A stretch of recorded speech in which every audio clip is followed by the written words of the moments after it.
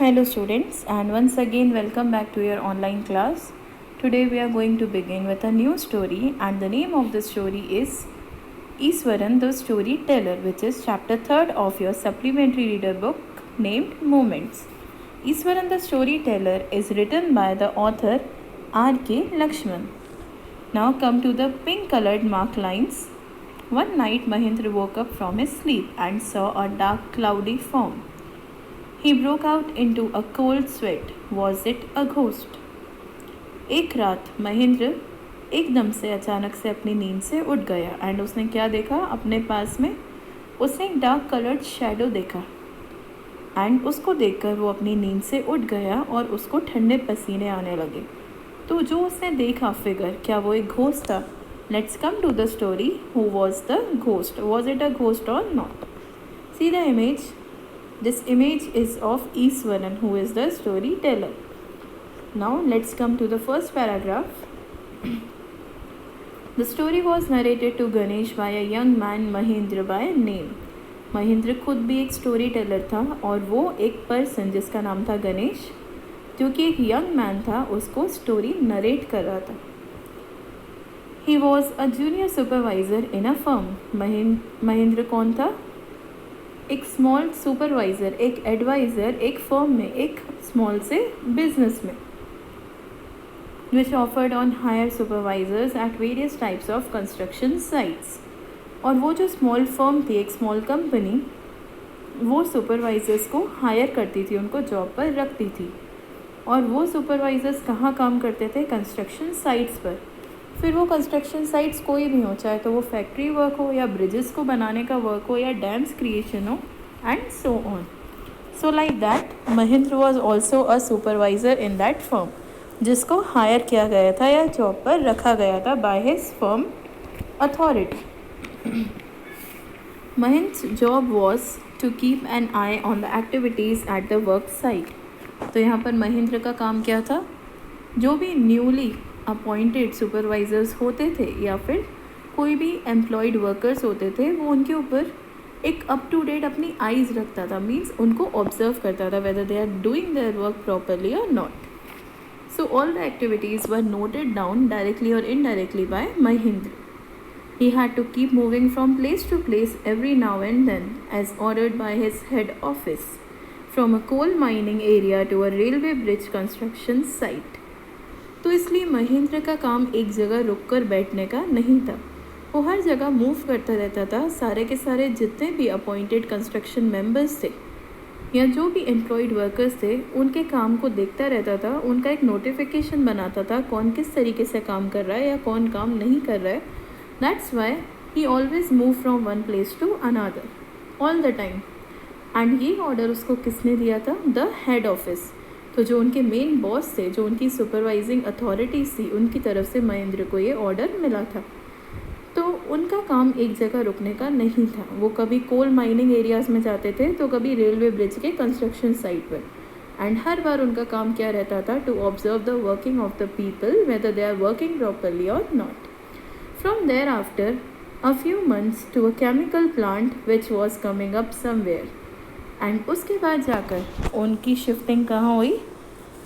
कुछ महीनों के बाद उनकी शिफ्टिंग हुई केमिकल प्लांट पर, जहाँ पे सारी की सारी केमिकल इंडस्ट्रीज़ होती हैं. उस प्लांट पर उनका काम स्टार्ट होने वाला था और उसमें उनके साथ कुछ ऐसा होने वाला था जो हम अभी आगे जाकर पढ़ेंगे. So somewhere he was coming up to a new job manner that was chemical planting. Coming to the next page, that is page number 13 of your book.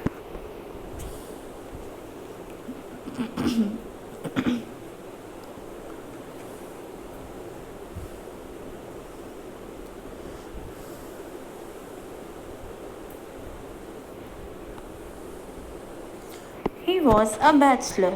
Mahendra कैसे थे? Bachelor. He was not married. His needs were simple and he was able to adjust himself to all kinds of odd conditions, whether it was an ill-equipped circuit house or a makeshift canvas tent in the middle of a stone quarry.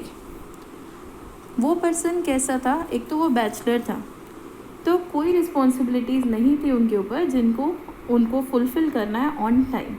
Because he was not a married man. तो जैसी भी situation हो, being a man या फिर अ mail personality, वो अपने आप को हर एक सीक्वेंस में एडजस्ट कर लेते थे। फिर चाहे वो थोड़ी बहुत ऑड कंडीशंस हो जहाँ पे जनरल एक फैमिली मेम्बर नहीं रह सकता, या फिर वो एक छोटा सा सर्किट हाउस हो जहाँ पर कोई भी इक्विपमेंट प्रॉपरली फिटेड ना हो, फिटिंग्स ना हुई हो इलेक्ट्रिक बोर्ड्स वगैरह की, या फिर कहीं पर किसी 1-2 दिन के लिए आपको टेंट में ही क्यों न रहना पड़े, जहाँ पर आसपास कोई भी ऐसी आपको सारी फैसिलिटीज़ ना मिले, सिर्फ कुछ एक स्टोन क्वेरी हो, मीन्स जहाँ पर बैठने का एक स्टोन पेमेंट हो, आपको पूरा घर भी ना मिले एंड आपको रोड पर ऑन अ टेंट एरिया सोना पड़े। तो इस अकॉर्डिंग उनकी सारी की सारी काम करने की शिफ्ट्स रहती थी, जिसमें उनका काम करना भी अप एंड डाउन वर्क था। All the time he has to do work, he has to see the work और observe the work of others, plus his conditions of living were not permanent. वो continuously अपने काम के according अपने आप को one place से another place shift करते रहते थे, जहाँ पर उनकी सोने की नीड्स भी शिफ्ट होती रहती थी, whether he was sleeping in a circuited room, small one room, या फिर in a tent. But one asset he had was his cook. उनके पास एक उनके लिए एक स्पेशल हेल्पिंग हैंड या फिर एक गिफ्ट समझ लीजिए, एक कुक के फॉर्म में था, जिसका नाम था Eswaran, means the main story teller. तो वो हर बार उनके साथ रहता था एज इज हेल्पिंग हैंड या फिर friend. The cook was quite attach to Mahendra and followed him uncomplainingly wherever he was posted. तो जहाँ पर भी महेंद्र की पोस्टिंग होती थी, हर बार कुक उनके साथ ही जाता था, क्योंकि वो महेंद्र के साथ काफ़ी ज़्यादा अटैच्ड हो गया था। आज तक वो उनके साथ ही काम करता आ रहा था। तो बिना किसी कंप्लेंट के जहाँ पर भी महेंद्र की पोस्टिंग होती थी, वहाँ पर एक ही पर्सन कॉमनली उनके साथ जाता था, his cook Eswaran. So Mahendra and Eswaran were best friends. He cooked for Mahendra, washed his clothes and chatted away with his master at night. He could weave out endless stories and anecdotes on various subjects. वो person कैसा था? वो महेंद्र के clothes भी wash करता था, हर बार बातें करता था, उसको बातें करना बहुत पसंद थी। All the time he wants chatting, and अपने मास्टर के साथ वो हर बार नाइट चैट करता था, because morning to evening he was a busiest person. और वो हर बात को इस तरीके से बुनता था, इस तरीके से वीविंग करता था कि उन बातों की या छोटे से किसी भी किस्से की वो एक स्टोरी बना लें, और उन स्टोरीज़ को वो एनेक्डोट्स के फॉर्म में सरप्राइजिंगली पेश करता था। Means small stories about real incident. तो कोई भी स्टोरीज़ वो बताएंगे तो ऐसा लगेगा कि आपकी रियल लाइफ में वो हो चुकी हो। That is the form of anecdotes. Some of the stories जो आप दूसरों को बताते हैं तो कोई ना कोई डायलॉग या वर्जन आपका चेंज हो जाता है, बट स्टोरीज़ वही रहती हैं जो रियल लाइफ में आपके साथ हो चुकी हों। So those are anecdotes. वो इस अकॉर्डिंग सारी स्टोरीज़ महेंद्र को बताते थे कि जैसे वो हर एक चीज़ को अपनी लाइफ में देख चुके हों, और उनके पास बहुत सारे टॉपिक्स या सब्जेक्ट रहते थे जिसके अकॉर्डिंग वो महेंद्र को हर रात एक न्यू स्टोरी सुना सकते थे। Coming to the next paragraph. Iswaran also had an amazing capacity to produce vegetables and cooking ingredients. Seemingly out of nowhere in the middle of a desolate landscape with no shops visible for miles around. अब ईश्वरन के पास एक और talent था कि अगर उनको आसपास कोई भी वेजिटेबल वगैरह ना मिले तो खुद से प्रोड्यूस कर सकते थे वेजिटेबल को किसी भी गार्डन एरिया के थ्रू, एंड उनके पास हर बार कुकिंग इंग्रेडिएंट्स उनके साथ ही रहते थे जिससे वो वेजिटेबल्स को टेस्टी बना सकते थे by cooking them. So everything was available with him. या तो फिर कुछ टाइम के लिए महेंद्र को अगर एक ही जगह ज़्यादा टाइम के लिए रुकना पड़े तो उस रुकने के टाइम पीरियड में वो अपने खुद के ही वेजिटेबल्स को ग्रो कर देते थे। सीमिंगली आउट ऑफ नोवेयर, क्योंकि उनको पता था आसपास उनको ऐसा कुछ नहीं मिलेगा कि वो ईजिली उस एरिया से ले सकें। In the middle of a desolate landscape with no shops visible for miles around, क्योंकि काफ़ी बार ऐसा होता था जिस एरिया में वो रहते हैं वो पूरी तरह से डेसोलेटेड था। डेसोलेट मीन्स आसपास बहुत ना के बराबर या बिल्कुल कम शॉप्स हों और बिल्कुल खाली एरिया हो, जहाँ पर जनरली फैमिली मैन सर्वाइव नहीं करते हैं। तो वहाँ पर शॉप्स भी अगर होती थी तो वो काफ़ी माइल्स दूर होती थी, जहाँ से आप कंटिन्यूसली कभी भी कुछ भी चाहिए हो तो वो नहीं ला पाते थे। He would miraculously conjure up the most delicious dishes made with fresh vegetables within an hour of arriving at the zinc sheet shelter at the new workplace. But उनके हाथ में ऐसा जादू था कि वो हर एक चीज़ को मिराकल फॉर्म में एक मैजिक की तरह जो भी उनके पास अवेलेबल मटेरियल्स रहते थे उन सबको मिक्स कर देते, कॉन्जर कर देते थे। एंड जब भी वो कॉन्जरिंग करते थे, उन सबको मिक्स करते थे तो एक डिलीशियस सी डिश बनाते थे। एंड मैक्सिमम टाइम उनको डिशेस बनाने के लिए कितना लगता था? Almost 1 hour. Means within 1 hour में वो फ्रेश वेजिटेबल की कोई भी टेस्टी टू टेस्टी डिशेस बना सकते थे। एंड उनके पास एक जिंक शीट रहती थी जो कि उनके शेल्टर के अंदर ही फिट हो जाती थी, जो उनको हेल्प करती थी in cooking. Mahendra would be up early in the morning and leave for work at after breakfast, carrying some prepared food with him. Meanwhile, Iswaran would tidy up the shed, wash the clothes, and have a leisurely bath, pouring several buckets of water over his head, muttering a prayer all the while. Mahendra हर बार क्या करते थे? Early morning अपने काम के लिए निकल जाते थे एंड वही चीज़ अपने साथ ले जाते थे ब्रेकफास्ट में, जो कि ईश्वरन उनके लिए बनाता था। एंड कभी भी वो विदाउट ब्रेकफास्ट नहीं जाते थे। तो हर एक प्रिपेयर्ड फूड जो भी ईश्वरन प्रिपेयर करता था, कुक करता था, Mahendra use to carry it with him. And इस टाइम पर जब तक महेंद्र वापस आए, ईश्वरन क्या करता था? डेली टू डेली उनके जो भी उनका आसपास का शेड एरिया जहाँ पे वो स्लीप करते हैं या फिर शेल्टर लिया, वो सारे एरियाज़ को क्लीन करना, उनके क्लोथ्स को वॉश करना। एंड बेसिकली जब वो नहाते थे, ही टेक्स बेदिंग, या वो बात करते थे, उस टाइम पर वो बहुत ज़्यादा लेजरली या टाइम टेकन बात करते थे, अपने आप को पूरी तरह से प्रिपेयर करते थे फॉर बाथिंग। एंड ईश्वरन की एक आदत थी, वो अपने ऊपर फुल बकेट्स ऑफ वाटर पलटते ही जाते थे, वो इतना ज़्यादा नहाते थे। He loves bathing very much and the buckets was poured from his head. हर बार जितनी भी बकेट्स थी, they were poured from over his head. And जब भी वो नहाते थे, ही ऑलवेज यूज टू मटर अ प्रेयर। मीन्स वो एक प्रेयर कंटिन्यूसली गुनगुनाते रहते थे जब तक कि वो नहा रहे। It would be lunch time by then. And नहाते नहाते और घर का पूरा काम करते करते क्या हो जाता था? The lunch time, afternoon time.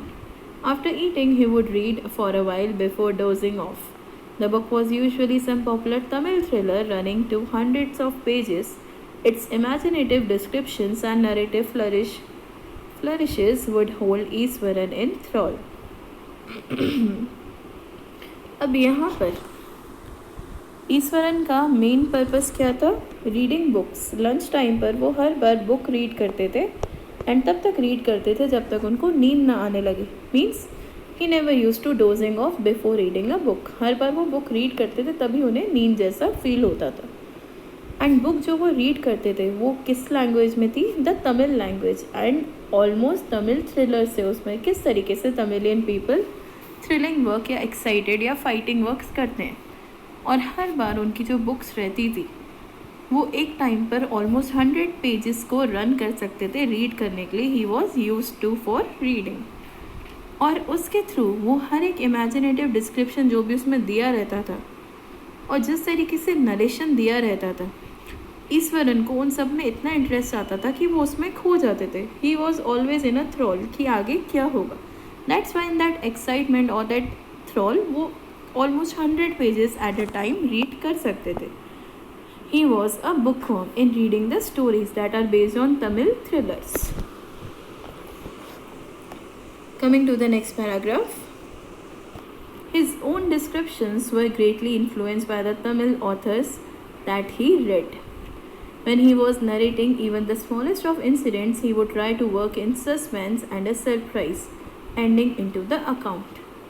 तो ये जो ईश्वरन को स्टोरीज़ बोलने का शौक़ था या जिस तरीके से वो इन स्टोरीज़ बोलते थे कि वो रियल लाइफ एनेक्डोट्स लगे, तो वो इंस्पायर कहाँ से हुए थे? From these Tamil thriller books. And इसलिए वो इतने ज़्यादा इन्फ्लुएंस या इंस्पायर हुए थे इन बुक से कि जिस तरीके से ऑथर अपना डिस्क्रिप्शन लिखते थे उसी अकॉर्डिंग ये दूसरों को नरेट करते थे स्टोरीज, जिसमें काफ़ी लॉन्ग सस्पेंस रहता था एंड छोटे से इंसिडेंट को वो इतना बड़ा बना देते थे कि वो उस छोटे से इंसिडेंट पर एक पूरी स्टोरी कर सकते हैं एट द सेम मोमेंट। तो उस स्टोरी में क्या रहता था, सस्पेंस भी, सरप्राइज भी, थ्रिलिंग इम्पैक्ट भी, एंड इस तरीके से उनकी स्टोरी लार्ज इन्फॉर्मेट में हो जाती थी। For example, instead of saying that he had come across an uprooted tree on the highway, he would say, with eyebrows suitably arched and hands held out in a dramatic gesture, the road was deserted and I was alone. Normal सी बात है, आप कभी generally जाएंगे किसी area में जो कि आसपास डेसोलेटेड होगा, खाली होगा, वहाँ पर एक ट्री अपने आप ही किसी भी रीज़न से गिर जाए, तो अब किसी को भी बताएंगे तो आप यही बताएंगे आपने ट्री को आज अपरूटेड होते हुए देखा, मीन्स उसकी रूट से वो उखड़ गया था और वो गिर गया। But Iswaran being the story teller, वो हर चीज़ कैसे बताते हैं, that example is given here. अब उन्होंने क्या बोला था ट्री के लिए, the road was coming to the upward line with eyebrows suitably arched and hands held out in dramatic gesture. Tree की जो लीव्स होती हैं उनको उन्होंने एज आईब्रोज बोला, जो कि अपने पूरे के पूरे ट्री अपने हैंड्स पर उनको फैला कर रखता है, मीन्स ब्रांचेस पर। एंड ब्रांचेस किस तरीके से खड़ी रहती हैं, जैसे बहुत बड़े से किसी पर्सन के हाथ हों और वो एक ड्रामेटिक जेस्चर देकर खड़ा हुआ है। What is gesture, body movement, means किस तरीके से आप किसी की बॉडी के एक्सप्रेसिव वे को समझना चाहते हैं, वो क्या बोल रहे हैं।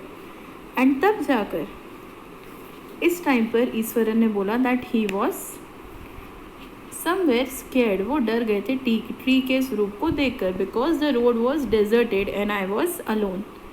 उनको डर क्यों लगा, क्योंकि आसपास रोड जो था वो पूरी तरह से सुनसान था, अकेला खाली रोड था एंड ईश्वरन भी वहाँ पर बिल्कुल अकेले थे। Suddenly I spotted something that looked like an enormous bushy beast lying sprawled across the road. And तब उन्होंने क्या बोला, अचानक से मैंने देखा कि वहाँ पर एक बड़ा सा बुश से भरा हुआ एक बीस्ट या फिर एक लार्ज एनिमल है, जो कि पूरी तरह से उसके आसपास बुशेस हैं, कवर हो गई हैं और वो रोड पर गिरा हुआ पड़ा है। उन्होंने ये नहीं बोला कि ट्री की सारी रूट्स उसमें उलझ गई थी और वो अपरूटेड हो गया था। उन्होंने बोला उन्होंने एक हैवी एनिमल देखा है, एक बीस्ट देखा है जिसकी बुशेस आसपास स्प्रॉल हो गई थी और वो रोड पर गिरा हुआ था। I was half incline to turn and go back, और कहीं ना कहीं वो डर गए थे और उन्होंने डिसाइड करा कि यहाँ से उनको एक यू टर्न लेना चाहिए और दोबारा अपने घर वापस जाना चाहिए। But as I came closer I saw that it was a fallen tree. But उन्होंने हिम्मत करके थोड़ा सा आगे जाकर देखा तो उन्होंने ये देखा कि वो कोई बीस्ट नहीं था, वो कोई एनिमल, कोई राक्षस नहीं था। It was just a normal tree जो कि गिर गया है, with its dry branches spread out. और जिसको वो बुशी बीस्ट बोल रहे थे वो उनकी सूखी हुई ब्रांचेस थी जो आसपास फैली हुई थी।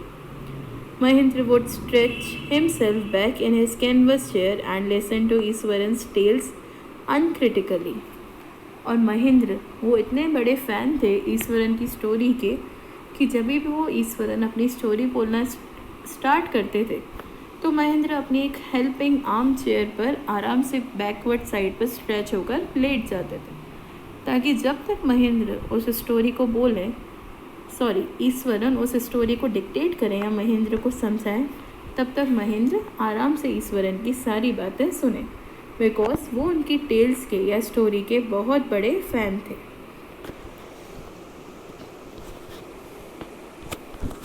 Coming to the next page,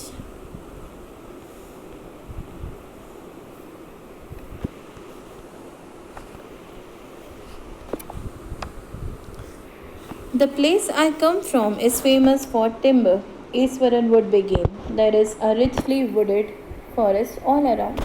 The logs are hauled and the lorries by elephants. They are huge, well-fed beasts. When they turn wild, even the most experienced Mahat is not able to control them. After this prologue, Iswaran would launch into an elaborate anecdote involving an elephant.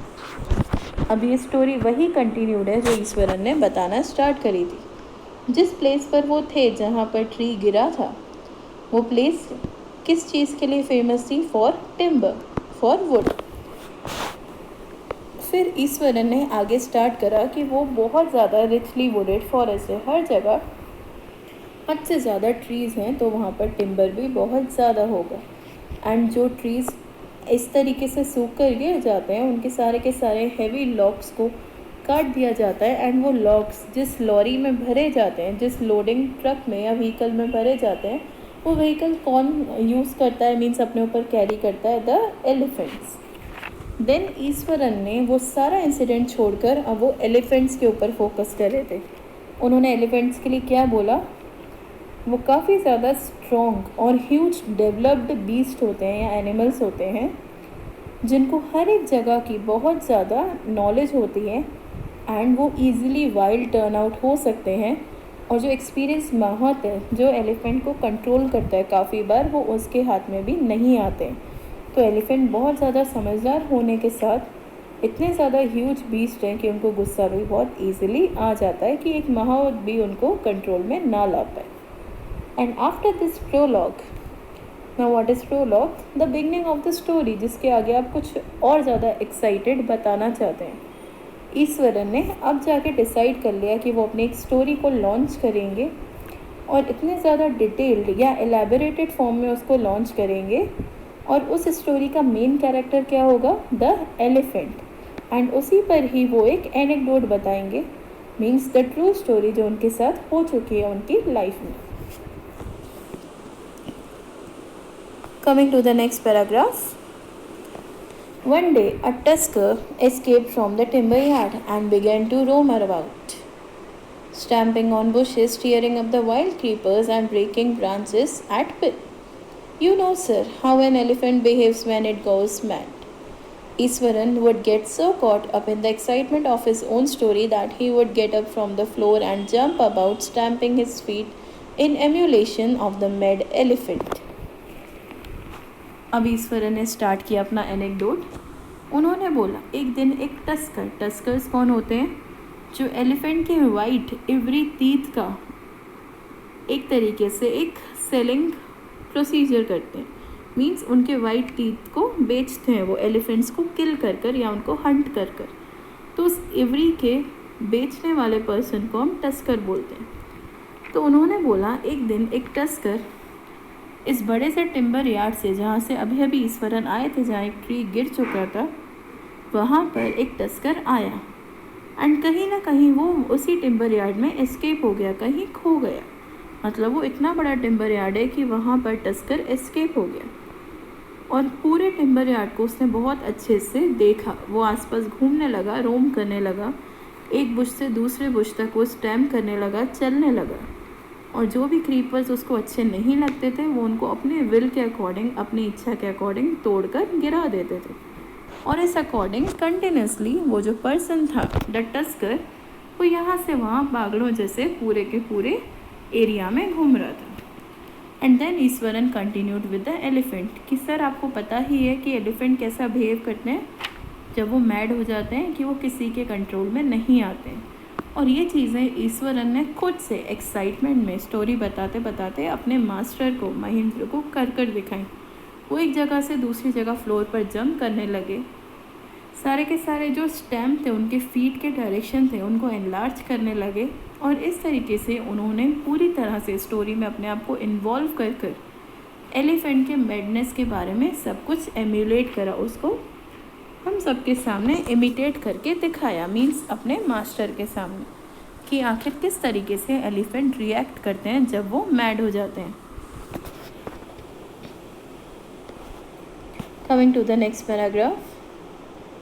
The elephant reached the outskirts of our town. Breaking the fences down like matchsticks, he would continue. It came to the main road and smashed all the stalls selling fruits, mud pots and clothes. People ran helter-skelter in panic. The elephant now entered a school ground where children were playing, breaking through the brick wall. All the boys ran into the classrooms and shut the doors tight. The beast grunted and wandered about, pulling out the football goal post, tearing down the volleyball net. अब यहाँ पे उन्होंने बताया कि tusker आखिर छिपा क्यों था। वो आया तो था एलिफेंट को हंट करने, बट उसने एलिफेंट की मैडनेस को देखा तो वो घबरा गया और कहीं ना कहीं अपने आप को वुड्स में छुपा दिया। तो जो एलिफेंट मैड हुआ तो उसने क्या करा, वो टाउन के मेन एरिया में आ गया, बीचों बीच। उसने सारी की सारी फेंसेस को तोड़ दिया, जो भी बाउंड्रीज लगी थी टाउन में आसपास, सारे के सारे वो टिम्बर एरिया से लेकर जो वुड कलेक्टिंग एरिया था वहाँ की सारी फेंसेस को उस एलिफेंट ने तोड़ दिया। और फेंसेस को इतनी आसानी से तोड़ दिया जैसे वो किसी मैच स्टिक को, मीन्स माचिस की काड़ी को अपने हाथों से तोड़ रहा। और इसी अकॉर्डिंग पूरे के पूरे उस टाउन एरिया को वो ख़राब करता गया, स्पॉइल करता गया। जैसे ही वो एनिमल मेन रोड पर आया तो उस एलिफेंट ने क्या करा, सारे के सारे फ्रूट सेलिंग स्टॉल्स को भी हटा दिया, तोड़ दिया, फ्रूट्स गिरा दिए। एंड इस अकॉर्डिंग सारे मड पॉट्स जो भी पड़े थे, मिट्टी के मटके, वो सारे मटके उन्होंने तोड़ दिए। और आसपास जितने भी क्लोथ्स पड़े थे लोगों के घर के आसपास, उन सबको भी गिरा दिया। पीपल उसको देखकर यहाँ वहाँ भागते रहे और काफ़ी ज़्यादा पैनिक में थे कि एलिफेंट उनको नुकसान ना पहुँचा दे। और ऐसे ही नुकसान करते करते एलिफेंट एक स्कूल ग्राउंड में एंटर हुआ जहाँ पर बॉयज़ खेल रहे थे। एंड वो सारे बॉयज़ एलिफेंट को देखकर क्या करा उन्होंने, वो अपने क्लासरूम में भाग गए और उन्होंने वहाँ का डोर टाइटली शट डाउन कर दिया, डोर को बंद कर दिया, क्लोज कर दिया।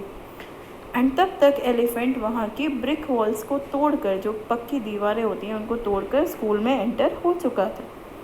और उसने इतनी ज़ोर से ग्रंट किया कि आसपास के लोग हैरान रह गए कि आखिर यहाँ पर एलिफेंट आया कैसे। फिर वही एलिफेंट फुटबॉल गोल पोस्ट तक गया और उसने फुटबॉल को खुद से उठाकर गोल तक पोस्ट करा। उसने वहाँ पर खुद से फुटबॉल खेला और जो वहाँ पर वॉलीबॉल नेट लगी हुई थी स्कूल में, उसने उसको भी डिस्ट्रॉय कर दिया, टीयर ऑफ कर दिया। Kicking and flattering the drum kept for water and uprooting the shrubs. And इसी अकॉर्डिंग जो भी आसपास पानी के सारे ड्रम्स पड़े थे स्कूल में, उन सबको उसने किक करके दूर कहीं गिरा दिया। एंड सारे के सारे स्मॉल ट्रीज़ जो कि श्रब सिस्टम के होते हैं, उन सबको भी अपरूट कर दिया, जड़ से उखाड़ दिया।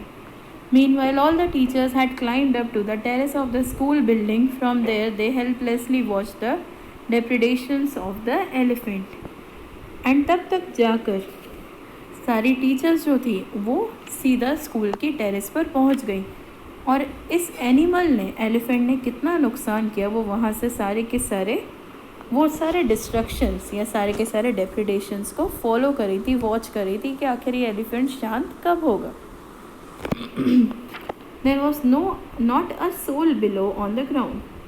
उस ग्राउंड पर एक भी पर्सन ऐसा नहीं था जो एलिफेंट को दिखा हो। सब जने इतने ज़्यादा बुरी तरह डर गए कि वो यहाँ वहाँ अपने आप को उन्होंने डिस्ट्रीब्यूट कर दिया और वो भाग गए। The streets were empty as if the inhabitants of the entire town had suddenly disappeared. सारे रोड्स, सारे रास्ते इस तरीके से खाली हो गए जैसे वहाँ पे जो रहने वाले लोग थे, जो इनहेबिटेंट्स थे, वो इस टाउन से एक साथ इकट्ठे अचानक से डिसअपियर हो गए, गायब हो गए। इस तरीके का पूरे टाउन का एनवायरनमेंट सेट हो गया। Coming to the next paragraph, I was studying in the junior class at that time. Iswaran ने ये भी एनेक्डोट अपने ऊपर ही बोला था। उस टाइम पर ईश्वरन भी उसी स्कूल में जूनियर क्लास में पढ़ते थे। And I was watching the whole drama from the roof top. और ये चीज़ ईश्वरन भी अपने रूफ टॉप पर खड़े होकर देख रहे थे। I don't know what came over me suddenly. I grabbed a cane from the hands of one of the teacher and ran down the stairs and into the open. अब उन्होंने यहाँ पर अपनी बहादुरी बताई। उन्होंने एक केन टीचर के हाथ से ले ली। जैसे सारे टीचर्स ऊपर टेरेस पर पहुँच गए थे, उस एलिफेंट को देख रहे थे कि वो शांत कब होगा, तब जाकर ईश्वरन का कहना था उन्होंने टीचर के हाथ से केन ले ली और अचानक से वो सारे के सारे जीने उतरकर, स्टेयर्स उतरकर एलिफेंट के सामने आ गए, इनटू द ओपन।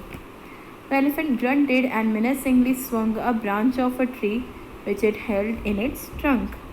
एलिफेंट ने तब उसको देखकर ईश्वरन को इतनी ज़ोर से ग्रंट करा, अपना साउंड प्रोड्यूस करा और मिनेसिंगली एक थ्रेटनिंग फॉर्म में कि वो ईश्वरन को डरा रहे हों, उन्होंने एक ट्री की ब्रांच को उखाड़कर अपने ट्रंक्स में अटका लिया उसको। It stamped its feet kicking up a lot of mud and dust, और पीछे की तरफ अपने पैरों को वो एलिफेंट ज़ोर से किक करने लगा सारी मड और डस्ट को। इट लुक्ड फ्राइटनिंग, ईश्वरन ने बोला, वो एलिफेंट का रूप देखकर मैं डर गया। It was looking so frightening. But I move slowly towards it, stick in hand. But मैं स्लोली एलिफेंट के पास तक गया और मेरे हाथ में क्या थी? एक normal stick. People were watching the scene hypnotised from nearby house tops, और ये सारा नज़ारा पीपल इस तरीके से देख रहे थे, बिल्कुल स्टैच्यू होकर, जैसे किसी ने उनको हिप्नोटाइज किया हो, और वो भी अपने घरों से, अपनी छत से। The elephant looked at me red eyed. Elephant को इतना गुस्सा आ गया ईश्वरन पर कि वो क्यों चेस कर रहा है मुझे, तो एलिफेंट ने उनको किस तरीके का लुक दिया? लाल आँखों वाला, गुस्से से भरी हुई रेड आइज़ का। Ready to rush towards me, और एलिफेंट बिल्कुल रेडी था कि वो उनकी तरफ भागकर आए, ईश्वरन की तरफ। It lifted its trunk and trumpeted loudly. फिर से उन्होंने अपनी सूंड उठाई, अपने ट्रंक को उठाया और ज़ोर से ट्रम्प किया। At that moment I moved forward and muttering all my force वेक्ट, और उस मोमेंट पर जितनी भी ईश्वरन के पास फोर्स थी, उन सारी फोर्स को वो कलेक्ट कर रहे थे, मस्टर कर रहे थे, ताकि वो पीछे ना हटें, और वो मोमेंट उनके लिए बहुत ज़्यादा डेंजरस था। Now we will continue with the story tomorrow as well, class. Till then, thank you and have a nice day.